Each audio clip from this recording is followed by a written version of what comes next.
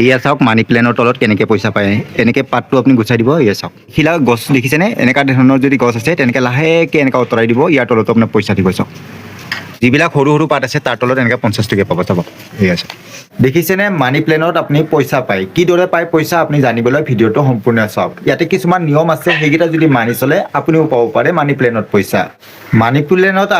যদি আপুনি বিচাৰে যে পইচা পাব কেনেকৈ পাব আপুনি চাই থাকক ভিডিঅ'টো ইয়াতে 5টা নিয়ম মানি চলিব লাগিব এই 5টা নিয়ম মই এটা এটাকৈ কৈ আছোঁ আৰু সেই 5টা নিয়ম যদি মানে আপুনিও উপভোগ কৰিব পাৰিব মানি প্লেনৰ পৰা পইচা 1 নম্বৰ নিয়মটো হ'ল মানি প্লেন সদায় চুৰ কৰি ৰুব লাগে কেতিয়াও মানি প্লেন মানে আপুনি বেলেগৰ পৰা কিনি আনি কিনে নুৰুব সদায় চুৰ কৰি আনিব আৰু চুৰ এনেকুৱা ঘৰৰ পৰা কৰিব যিটো ঘৰত বহুত টকা পইচা মানে অজস্ৰ সম্পত্তি আছে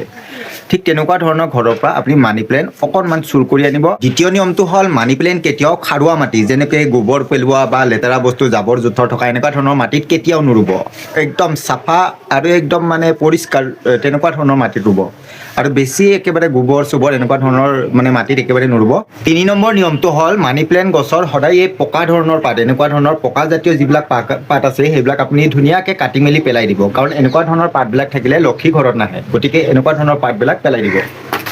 4 নম্বৰ নিয়মটো হ'ল ৰাতি হোৱাৰ আগত মানি প্লেনৰ গছৰ তলত সদায় ধুনীয়া চাফা পানী অলপমান দিব মানে মিনিমাম 1 জগমান দিবই লাগিব তাতকৈ তলত নহয় মানে 200 ml আমাৰ যোনটো গিলাচ খাওঁ পানী যেনেকুৱা খোৱা গিলাচ থাকে ঠিক তেনেকুৱা ধৰণৰ পানী সিমানমান দিব আৰু ৰাতি হোৱাৰ আগত এখিলা পাত ছিঙি কেনে ধুনীয়াকৈ আপোনাৰ বালিচৰ তলত ল'ব মানি প্লেনত এতিয়া মই ক'বলৈ ওলাইছোঁ সকলোতকৈ দৰকাৰী যোনটো 5 নম্বৰ পইণ্ট এই 5 নম্বৰ নিয়মটো যদি আপুনি মানি চলে তেনেহ'লে ডেফিনেটলি আপুনি মানি প্লেনৰ গছৰ পৰা পইচা পাবলৈ সম্ভৱ হ'ব